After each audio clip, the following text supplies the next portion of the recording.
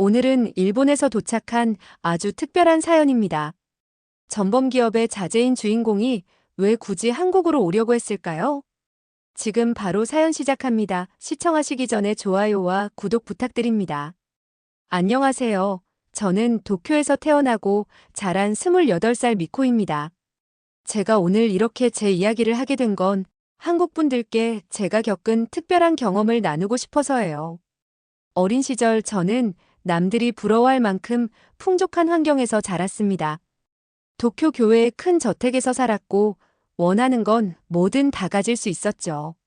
특별한 사립학교를 다녔고 방학 때마다 가족들과 해외여행을 다녔어요. 저희 아버지는 큰 건설 회사를 운영하셨는데 할아버지 때부터 이어온 가업이었습니다. 하지만 제 인생의 전환점은 24살 때 찾아왔어요. 이사를 준비하면서 다락방 정리를 하던 중 우연히 할아버지의 낡은 일기장을 발견했습니다. 호기심에 일기장을 펼쳤는데 그 순간 제 온몸이 얼어붙었죠. 일기장에는 할아버지께서 일제강점기 시절 한국에서 하신 일들이 상세히 적혀 있었어요. 조선인들의 땅과 문화재를 빼앗고 강제 노역을 시키면서 부를 축적했다는 내용이었습니다. 특히 충격적이었던 건 그 과정에서 얼마나 많은 한국인들이 고통받았는지 아무렇지도 않게 써놓으신 부분이었어요. 오늘도 좋은 수학이었다. 조선인들이 대대로 물려받은 땅 문서를 헐값에 매입했다. 조선징들은 너무 순진하고 어리석다. 조금만 더 빼앗으면 가문의 기반을 다질 수 있다. 오늘도 대일본 제국을 가슴에 안고 하루를 살아가겠다. 이런 내용들을 읽으면서 저는 구역질이 났어요.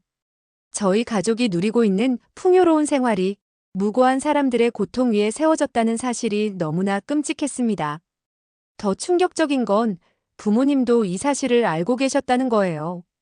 어느 날 저녁 식사 자리에서 이 이야기를 꺼냈더니 아버지는 그땐 그랬던 거야. 지금 와서 그런 옛날 얘기를 꺼내서 뭐 하냐 라며 일축하셨습니다.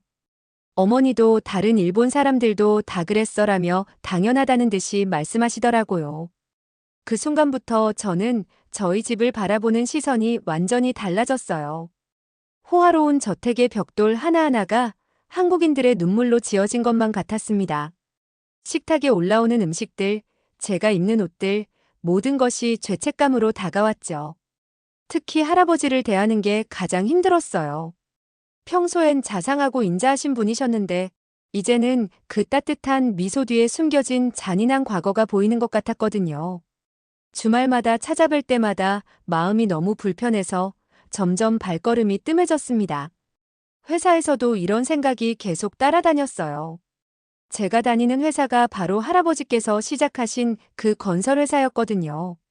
매일 아침 출근할 때마다 회사 로비에 걸린 할아버지의 초상화를 보면서 이 회사의 기반이 어떻게 만들어졌는지 생각하게 됐습니다. 동료들은 제가 창업주의 손녀라고 부러워했지만 저는 그런 말을 들을 때마다 괴로웠어요. 심지어 회사 기념관에는 할아버지의 선구자적 기업가 정신을 칭송하는 문구들이 가득했습니다. 하지만 저는 알고 있었죠. 그 선구자적 정신의 실체가 무엇이었는지를. 점점 우울증이 심해졌어요. 밤에는 악몽에 시달렸고 식욕도 떨어졌습니다. 정신과 상담도 받아봤지만 이건 단순한 우울증의 문제가 아니었어요. 제 존재 자체가 누군가의 불행 위에 세워져 있다는 사실을 어떻게 받아들여야 할지 몰랐습니다. 가족들과의 관계도 점점 멀어졌어요. 주말 가족 모임에도 잘 나가지 않았고 명절에도 최소한의 시간만 함께 보냈습니다. 부모님은 제가 왜 이러는지 이해하지 못하셨고 가족들은 절 이상한 사람 취급했죠. 하지만 저는 이런 불편한 진실을 피하고 싶지 않았어요. 오히려 더 자세히 알고 싶었습니다. 퇴근 후에는 도서관에서 한국의 근현대사를 공부했고 일제강점기 시절의 자료들을 찾아보았어요. 그럴수록 할아버지 세대가 저지른 만행의 규모가 얼마나 큰지 알게 됐고 마음이 더욱 무거워졌습니다. 이런 진실을 알게 된 후 저는 더 이상 예전의 미코로 살 수 없었어요. 뭔가 변화가 필요했습니다. 하지만 그때까지만 해도 제 인생이 이렇게 극적으로 바뀔 거라고는 상상도 못했죠. 할아버지의 일기장을 발견한 후 저는 겉으로는 평범한 회사원의 삶을 살아가려 노력했습니다. 건설회사 경영지원부에서 일하면서 나름대로 제 일에 최선을 다했죠. 하지만 마음 한구석에는 항상 불편한 진실이 자리 잡고 있었어요. 그러던 어느 날 어머니께서 급하게 절 찾아오셨어요. 평소 도박을 즐기시던 아버지께서 회사 자금을 투자 명목으로 빼돌려 도박으로 날리셨다는 충격적인 소식이었습니다. 금액이 어마어마했죠. 수십억 엔이었어요. 미코, 내 아버지 회사가 큰일 났어. 어떡하면 좋지? 어머니의 떨리는 목소리를 듣는 순간 저는 이상하게도 씁쓸한 웃음이 났습니다. 불이하게 모은 재산이 불이하게 사라지는 것을 보니 어쩌면 이게 업보라는 생각이 들었거든요.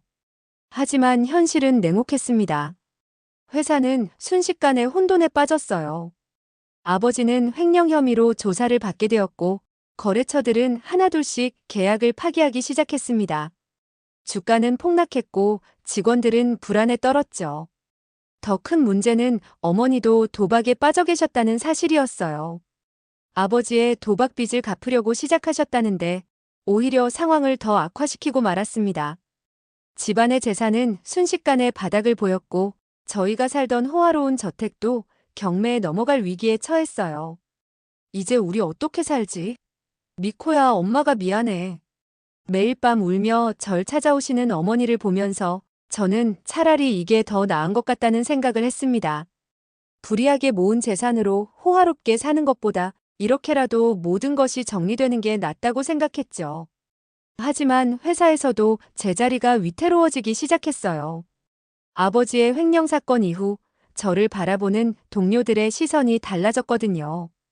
누군가는 절 동정했고 또 누군가는 절 의심스러운 눈초리로 바라봤죠. 결국 예상했던 일이 일어났습니다. 회사 구조조정의 첫 번째 대상에 제가 포함된 거예요. 표면적인 이유는 경영 악화였지만 사실 저는 알고 있었어요. 제가 전 회장의 딸이라는 이유로 제가 첫 번째 희생양이 되어야 한다고 모두가 생각했다는 걸. 미코 씨, 정말 미안합니다. 하지만 이번 구조조정은 어쩔 수 없는 결정이에요. 인사팀장님의 말씀을 들으면서 저는 오히려 마음이 편해졌어요. 이제야 정말로 모든 것을 내려놓을 수 있겠다는 생각이 들었거든요. 할아버지의 과거로부터 시작된 모든 특혜와 부담으로부터 벗어날 수 있을 것 같았습니다. 퇴직금을 받아들고 회사를 나서는 날 로비의 할아버지 초상화를 마지막으로 바라봤어요. 이제는 더 이상 그 모습이 저를 괴롭히지 않았습니다. 이제 저는 제 인생을 새로 시작할 수 있었으니까요. 하지만 현실은 냉혹했습니다. 도쿄의 물가는 너무나 높았고 집세도 감당하기 힘들었어요. 결국 저는 작은 원룸으로 이사를 해야 했고 편의점 아르바이트로 겨우 생계를 이어갔습니다. 하루 종일 편의점에서 손님들을 맞이하면서 저는 생각했어요. 이게 정말 제가 원하던 삶일까? 이렇게 하면 과거의 잘못을 조금이라도 바로잡을 수 있을까? 답을 찾지 못한 채 하루하루가 흘러갔습니다.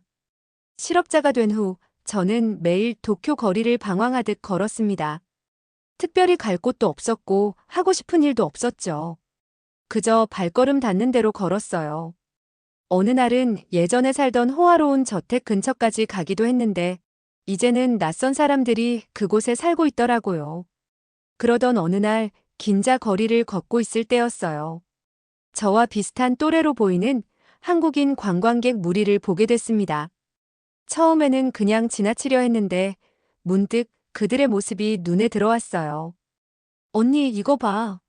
이 가방 진짜 예쁘지 않아?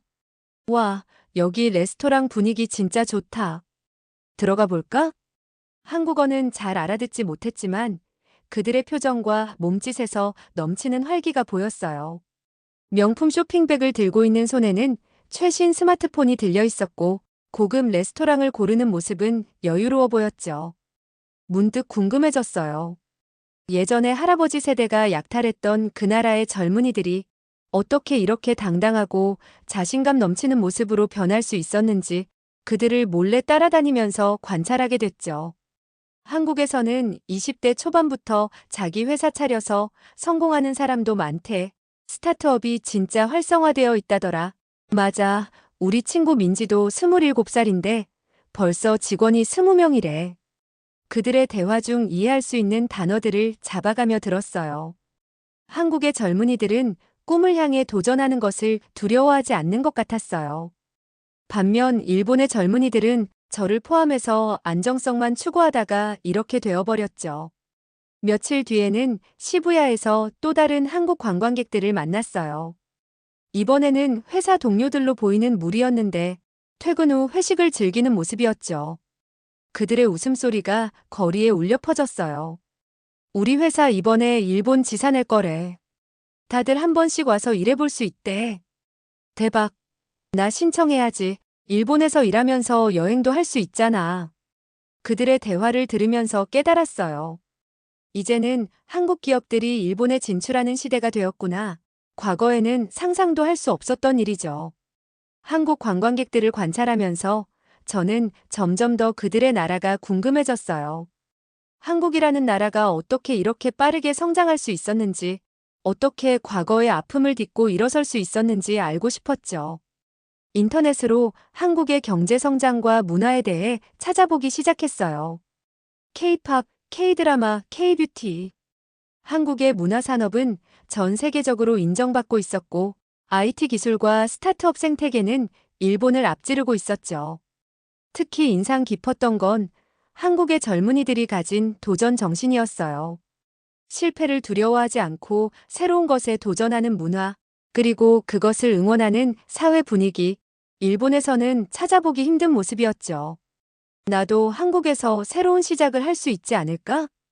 처음에는 그저 스쳐 지나가는 생각이었어요. 하지만 점점 더 구체적인 고민으로 발전했죠.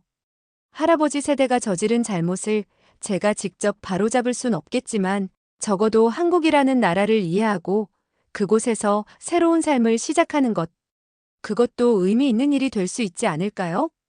매일 밤 한국어 공부를 시작했어요. 유튜브로 한국어 강의를 들었고 한국 드라마를 보면서 회화를 익혔죠. 처음에는 너무 어려웠지만 하나씩 단어들이 이해되기 시작하면서 즐거워졌어요. 그리고 마침내 저는 결심을 했습니다. 한국으로 가보기로 한 거죠.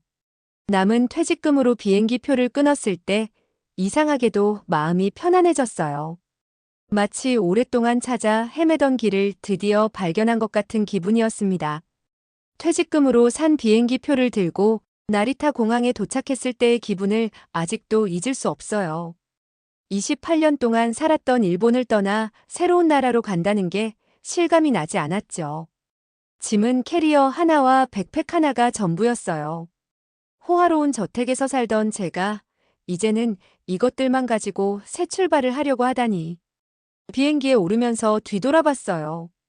부모님께는 제가 떠난다는 얘기를 하지 않았습니다. 그저 짧은 편지 한 장만 남겼죠.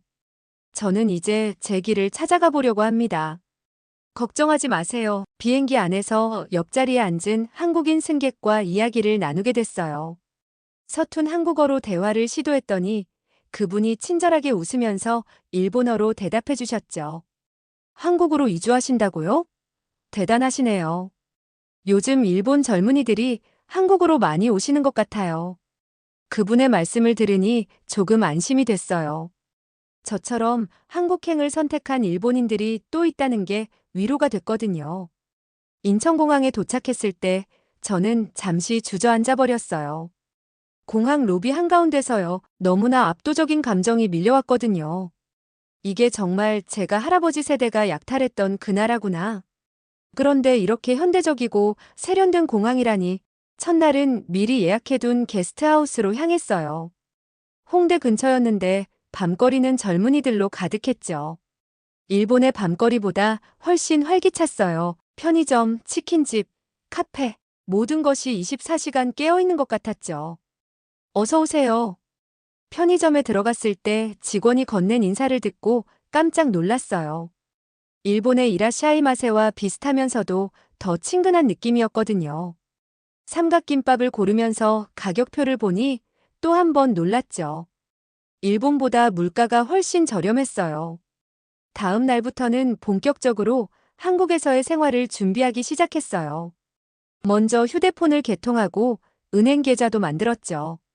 처음에는 의사소통이 잘 안 돼서 힘들었지만 다행히 영어를 조금 섞어가며 어떻게든 해결할 수 있었어요. 고시원을 구하는 과정도 쉽지 않았어요. 처음 들어보는 개념이었거든요. 일본에는 이런 주거 형태가 없었으니까요. 좁은 방이었지만 저는 이상하게도 마음이 편했어요. 이게 제가 진정으로 새 출발을 하고 있다는 증거 같았거든요. 미코 씨, 한국어 공부 열심히 하시네요. 고시원 사장님이 건네신 말씀이었어요. 저는 틈나는 대로 한국어 교재를 들여다보고 있었거든요. 취업을 하려면 한국어를 더 잘해야 한다는 걸 알았으니까요. 주말에는 서울 곳곳을 돌아다녔어요. 경복궁, 창덕궁, 그곳에서 저는 또다시 마음이 복잡해졌죠. 이런 아름다운 문화유산들을 우리가 약탈했다고 생각하니 가슴이 아팠어요. 하지만 동시에 이렇게 잘 보존하고 복원해낸 한국인들의 의지가 대단하다고 느꼈습니다. 특히 인상 깊었던 건 광화문 광장이었어요. 수많은 젊은이들이 자유롭게 모여있는 모습을 보면서 이곳이야말로 제가 찾던 곳이란 생각이 들었어요. 과거에 얽매이지 않고 미래를 향해 나아가는 젊은이들의 에너지가 넘치는 곳, 이제 정말 시작이구나. 한 달 음식을 사며 계산하던 중 문득 그런 생각이 들었어요. 이제는 정말 제 인생의 새로운 챕터가 시작된 거예요. 앞으로가 더 힘들 거란 걸 알면서도 이상하게 두렵지 않았습니다. 오히려 설렜어요. 이제는 제가 직접 제 길을 개척해 나가야 해요. 누구의 도움도 특혜도 없이, 그리고 그것이야말로 제가 진정으로 원하던 것이었습니다. 한국에서의 본격적인 취업 도전이 시작됐어요. 처음에는 자신감이 넘쳤죠. 일본 대기업 경력이 있으니 쉽게 될 거라 생각했거든요. 하지만 현실은 달랐습니다. 죄송하지만 한국어 실력이 아직 외국인 비자 스폰서는 저희가 해드리기 어려워서. 경력이 좋으시네요. 하지만 한국 시장은 잘 모르실 것 같아서. 매일같이 들었던 말들이에요. 이력서를 수십 군데 넣었지만 대부분 서류에서 탈락했고 운 좋게 면접까지 갔어도 최종 탈락이었죠. 제 자신감은 하루하루 무너져 갔어요. 고시원비와 생활비를 벌기 위해 편의점 아르바이트를 시작했어요. 밤 근무였죠. 늦은 시간에 술 취한 손님들을 상대하는 게 힘들었지만 오히려 이런 경험이 제 한국어 실력을 키우는데 도움이 됐어요. 언니, 이거 데워주세요. 삼각김밥 오늘 입고됐어요? 카드 결제되나요? 매일 밤 반복되는 대화들, 처음에는 알아듣기도 힘들었던 말들이 조금씩 익숙해져 갔어요. 실수도 많이 했죠. 거스름 돈을 잘못 줘서 손님한테 혼난 적도 있고 상품 위치를 몰라서 당황한 적도 많았어요. 그러던 어느 날 한 단골 손님이 제게 관심을 보였어요. 일본에서 오신 거예요? 대단하시네요. 저희 회사가 마침 일본어 가능한 직원을 찾고 있는데 그렇게 소개받은 곳이 작은 무역회사였어요. 월급은 제가 일본에서 받던 것의 절반도 안 됐지만 저는 망설임 없이 지원했죠. 면접날 떨리는 마음으로 정장을 입고 회사를 찾아갔어요. 미코 씨, 한국에서 취업하시려는 이유가 궁금합니다. 면접관의 질문에 저는 솔직하게 답했어요. 할아버지 세대의 과거와 제가 그것을 알게 된 이야기, 그리고 한국에서 새로운 시작을 하고 싶다는 제 마음까지. 면접관은 잠시 침묵하더니 말씀하셨어요. 과거는 과거입니다. 미코 씨가 그런 마음으로 한국을 찾아온 것만으로도 의미가 있어요. 이제는 미래를 봐야죠. 그 말씀이 저를 울컥하게 만들었어요. 제가 그토록 듣고 싶었던 말이었거든요. 하지만 회사 생활은 쉽지 않았어요. 업무 용어도 어려웠고 회식 문화도 달랐죠. 특히 빨리빨리 문화는 정말 적응하기 힘들었어요. 실수할 때마다 죄송하다는 말을 달고 살았죠. 미코 씨, 천천히 해도 돼요. 지금처럼만 열심히 하세요. 다행히 동료들이 많이 도와줬어요. 어려운 용어는 쉽게 설명해주고 회식 자리에서는 제가 소외되지 않도록 신경 써주셨죠. 한국어를 틀려도 웃으며 고쳐주시고 한국 문화도 하나하나 알려주셨어요. 퇴근 후에는 한국어 학원을 다녔어요. 주말에는 동료들과 한강에서 치맥도 즐기고 노래방도 가면서 조금씩 한국 생활에 적응해 갔죠. 그러던 어느 날 회사에서 일본 거래처와의 미팅이 있었어요. 제가 통역을 맡았는데 거래처 사장님이 절 보더니 놀라워하셨죠. 요즘 젊은이들이 이렇게까지 열심히 사는구나. 감동했어요. 그 말을 들은 순간 문득 깨달았어요. 제가 조금씩 변화하고 있다는 걸, 더 이상 과거에 얽매여 있지 않다는 걸, 이제는 정말로 제 길을 걸어가고 있다는 걸요. 어느덧 한국에서의 생활이 6개월이 되어가고 있어요. 작은 무역회사에서 시작한 제 직장 생활도 안정을 찾아가고 있었죠. 처음에는 힘들었던 빨리빨리 문화도 이제는 제 일부가 되어가고 있었고, 한국어도 많이 늘었어요. 미코 씨, 이번에 신규 프로젝트 담당하게 됐어요. 일본 시장 진출권인데 맡아주실 수 있나요? 팀장님의 말씀에 저는 깜짝 놀랐어요. 제가 한국 회사의 일본 진출 프로젝트를 맡다니 과거에 저였다면 상상도 못했을 일이죠. 네, 열심히 하겠습니다. 이제는 제가 한국과 일본을 잇는 다리 역할을 할 수 있게 된 거예요. 할아버지 세대가 저지른 잘못을 직접적으로 바로잡을 순 없지만 저는 이렇게 새로운 방식으로 두 나라의 관계에 기여할 수 있게 된 거죠. 회사에서도 점점 인정받기 시작했어요. 일본 거래처들과의 미팅에서 제가 보여준 성과 덕분에 정규직 전환도 될 수 있었고 급여도 인상됐죠. 고시원에서 나와 작지만 예쁜 원룸으로 이사도 할 수 있었어요. 미코야, 이번 주말에 우리 집에 와서 같이 밥 먹자. 동료들과의 관계도 더욱 돈독해졌어요. 이제는 단순한 회사 동료가 아닌 진정한 친구가 되어가고 있었죠. 주말이면 같이 한강에서 치맥도 하고 노래방도 가고 한국의 일상이 제 일상이 되어가고 있었어요. 특히 기뻤던 건 제 한국어 실력이 많이 늘었다는 거예요. 이제는 거래처와의 미팅도 통역 없이 가능해졌고 회식 자리에서도 농담을 할 수 있을 정도가 됐죠. 미코 씨 요즘 한국말 너무 잘하시는 거 아니에요? 한국 사람 같아요. 어느 날 부모님께 용기를 내어 전화를 걸었어요. 처음에는 서로 어색했지만 제가 한국에서 잘 지내고 있다는 이야기를 들으시곤 안심하시는 것 같았어요. 내가 행복하다면 그게 중요한 거야. 어머니의 그 한마디가 저를 울컥하게 만들었어요. 이제는 과거의 그림자에서 벗어나 진정으로 제 삶을 살아가고 있다는 걸 느낄 수 있었거든요. 최근에는 한국의 젊은 창업가들을 만나볼 기회도 있었어요. 그들의 도전 정신과 열정을 보면서 저도 언젠가는 제 회사를 차려볼 수 있지 않을까 하는 꿈도 꾸게 됐죠. 한국과 일본을 잇는 비즈니스. 그것이 제가 할 수 있는 가장 의미 있는 일이 될 것 같아요. 우리 미코 씨가 이제는 완전히 한국 사람이 됐네.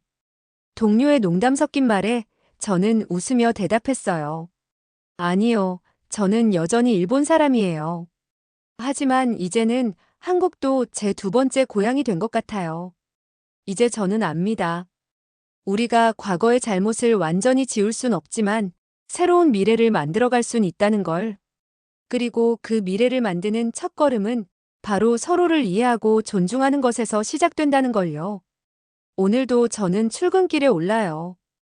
이제는 더 이상 부끄럽지 않은 제 이름을 당당히 걸고 새로운 하루를 시작합니다. 제 이름은 미코, 28살 일본인이지만 이제는 한국에서 새로운 꿈을 꾸고 있는 평범한 직장인이에요. 한국 분들에게만 언제나 죄송하고 감사한 마음입니다.